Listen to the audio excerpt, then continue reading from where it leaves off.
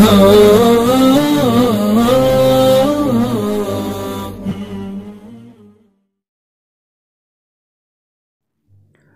اللہ الرحمن الرحیم۔ فارسی گرامر کے حصہ صرف کو ہم نے شروع کیا تھا۔ اس سے پہلے ہم نے مصدر کے بارے میں پڑھا اور اس سے جتنے افعال مشتق ہوتے ہیں ان کے بارے میں ہم نے پڑھا۔ تو ان افعال میں سب سے پہلا جو فعل مشتق ہوتا ہے یعنی جو اس سے بنتا ہے وہ فعل ماضی ہے۔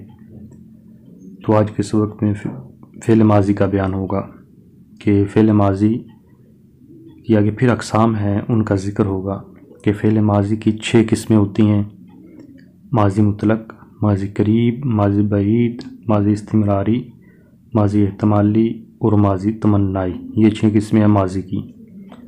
اور پہلی قسم ہے ماضی مطلق، تو اسی کا آج ہم پڑھیں گے کہ ماضی مطلق کسے کہتے ہیں، اس کے بنانے کا طریقہ کیا ہے۔ تو ماضی مطلق کی تعریف یہ ہے کہ ماضی مطلق وہ ہے جس سے گزرے ہوئے زمانہ میں کیا وہ کام سمجھا جائے اور یہ معلوم نہ ہو کہ اس کام کو ہوئے تھوڑا زمانہ گزرا ہے یا زیادہ زمانہ گزرا ہے۔ یعنی کام ہوا ہو گزرے ہوئے زمانہ میں تبھی وہ ماضی ہوگا، لیکن کام میں کوئی قید نہ ہو کہ اتنا عرصہ ہوا ہے، تھوڑا ہوا ہے یا زیادہ ہوا ہے، تو بغیر کسی قید کے ہوگا تو وہ ماضی مطلق ہوگی۔ تو اس کے بنانے کا طریقہ پھر کیا ہے؟ فارسی کے اندر ماضی مطلق کے بنانے کا طریقہ یہ ہے کہ مصدر کے آخر سے نون اور اس سے پہلے جو زبر ہے اس کو گرا کر ماضی مطلق بناتے ہیں۔ جیسے پروردن سے پرورد بن جائے گا۔ ہم نے مصدر کی پہچان میں یہ پڑھا تھا کہ مصدر کی پہچان کا طریقہ یہ ہے کہ اس کے آخر پر دن ہوگا یا تن ہوگا۔ تو دن یا تن جس کے آخر پر ہوگا وہ مصدر ہوگا کیونکہ علامت میں معلوم ہوگی اس کی۔ تو اب جب ہم اس سے ماضی مطلق بنائیں گے تو اس کے بنانے کا طریقہ بھی ہمیں معلوم ہو گیا۔ وہ یہ ہے کہ اس کے آخر پر نون جو ہے اس کو گرا دیں گے اور پھر اس سے پہلے جو حرف آتا ہے اس پر زبر ہوتی ہے تو اس کو بھی گرا دیں گے، یعنی اسے ساکن کر دیں گے۔ تو یہ ماضی مطلق کا پہلا سیغہ بن جائے گا۔ پھر باقی کے سیغے جس طرح ہم نے پہلے ان کی علامات پڑھ لی ہیں ہر سیغے کی، تو پھر باقی کے سیغے ایسے بنیں گے کہ اس پہلے سیغے کے آگے ان علامات کو جمع کرتے جائیں گے۔ ہر سیغے کی علامت اس کے اندر جمع کریں گے تو وہ سیغہ بن جائے گا۔ تو جیسے پروردن تھا تو یہ مصدر ہمیں پتہ چل گیا کہ اس کے آخر پر دن ہے تو یہ مصدر ہے۔ اب ہم نے اس سے ماضی مطلق بنانی ہے تو اس کے آخر پر نون کو بھی گرا دیں گے اور اس سے پہلے جو زبر ہے اس کو بھی گرائیں گے تو پرورد بن جائے گا۔ تو یہ پہلا سیغہ اس طرح بن جائے گا، یعنی واحد غائب کا سیغہ بن جائے گا۔ تو پھر اب جمع غائب کا سیغہ بنانا ہو تو جمع غائب کی علامت ہم نے پڑھی تھی کہ نون دال ہوتی ہے تو اس کو اس کے آگے لگا دیں گے، یعنی دال کے آگے اس کو لگا دیں گے، ملا کر پڑھیں گے تو وہ جمع غائب کا سیغہ بن جائے گا۔ جیسے پرورد پلس نون دال لگایا تو پروردن بن گیا، تو یہ جمع غائب کا سیغہ بن گیا۔ اسی طرح واحد حاضر کا سیغہ میں چاہیے تو یا لگا دیں گے، اس کی علامت یہ ہے تو پرورد سے پروردی بن جائے گا۔ پھر جمع حاضر کے لیے یا دال اس کی علامت ہے وہ لگائیں گے تو پروردید بن جائے گا۔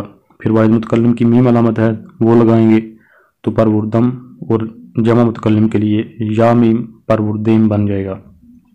تو یہ فارسی کے اندر بنانے کا طریقہ ہو گیا۔ اب اردو کے اندر اس کا ترجمہ کیسے کریں گے، اس کو کیسے بنائیں گے، تو اس کا طریقہ کیا ہے؟ تو اردو میں ماضی مطلق بنانے کا قاعدہ یہ ہوتا ہے کہ مصدر کے آخر سے نون الف نا کو گرائیں۔ نون الف نا کو جب گرا دیا، مصدر کے اردو میں علامتی مصدر کی یہ ہے کہ اس کے آخر پر نون الف نا ہوتا ہے، جیسے کھانا پینا سونا اٹھنا بیٹھنا وغیرہ، تو نون الف نا اس سے گرائیں۔ تو پھر دیکھیں اگر آخر میں الف یا واو رہے تو لفظ یا بڑھا دیں، جیسے کھانا سے کھایا، دھونا سے دھویا۔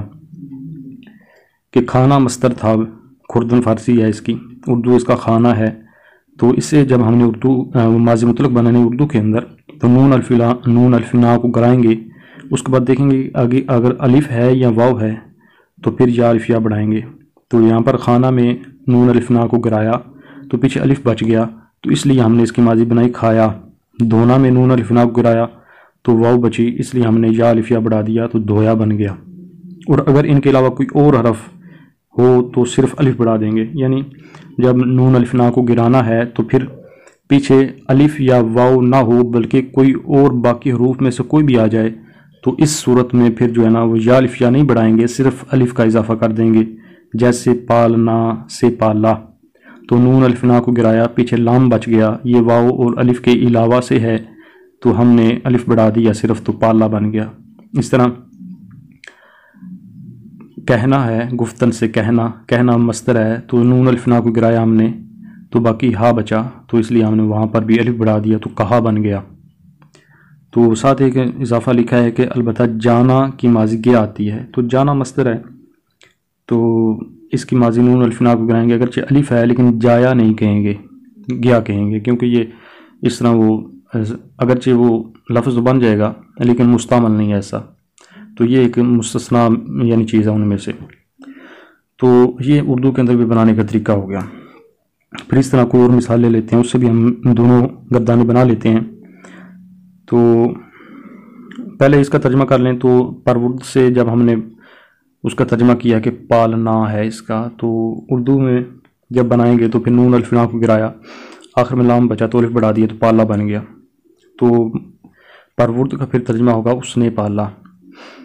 پرورد ہے، اس کا معنی تو یہ بنا پالا، لیکن کوئی پالنے والا بھی تو ہے نا، تو اس لیے اس بڑھا دیا ہم نے، اور اس نے پالا اس لیے کیا، نے اس لیے لائے کیونکہ یہ متعدی ہے، شروع میں بتا دیا تھا کہ متعدی میں نے آتا ہے۔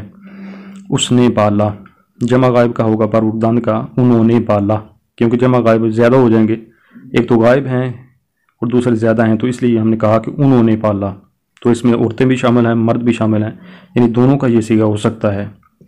اس کے بعد ہے پروردی تو نے پالا، پروردے تم نے پالا، پروردم میں نے پالا، پروردیم ہم نے پالا، تو یہ اردو کے اندر بھی ہوگا۔ اس طرح اگر کوئی اور مثال لے لیں، جیسے گفتن کہنا، گفتن سے جب فارسی پہلے بنائیں تو گفتن کے آخر پر تن ہے، ہمیں پتہ چل گیا کہ یہ مصدر ہے، تو ماضی مطلق ہمیں بنانی ہے۔ ماضی مطلق کے بنانے کا طریقہ ہم نے یہ پڑھا کہ نون کو گرائیں گے اور اس سے پہلے جو زبر ہے اس کو بھی گرا دیں گے، تو پھر بچ جائے گا یہاں پر گفت۔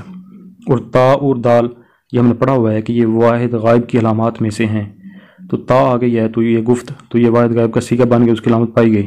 اب ہم نے باقی صیغے بنانے ہیں تو علامات اس کے آگے جمع کرتے جائیں گے، تو گفت پہلا بنا، جمع غائب کی علامت نون دال لگائی تو گفتند ہو گیا، پھر یا لگائی گفتی، پھر یا دال گفتید، پھر میم گفتم، یا میم گفتیم، سارے صیغے ہو گئے، 6 صیغے پورے ہو گئے۔ اس کا اب اردو میں ترجمہ کرنا ہے تو گفتن کا معنی ہوتا ہے کہنا، تو یہ اردو کے اندر مصدر ہے۔ اب جب ہم اس سے ماضی بنائیں گے تو نون الفنا کو گرائیں گے، پیچھے ہا بچی ہے تو الف صرف بڑھا دیں گے تو کہا بن جائے گا۔ تو اس نے کہا، انہوں نے کہا، تو نے کہا، تم نے کہا، میں نے کہا، ہم نے کہا، اس طرح اس کا پوری گردان بن جائے گی۔ تو مزید اس سبق کے کچھ سوالات بھی ہیں کہ ماضی مطلق کی تعریف وغیرہ، تو یہ آپ حل کرنے کی کوشش کریں۔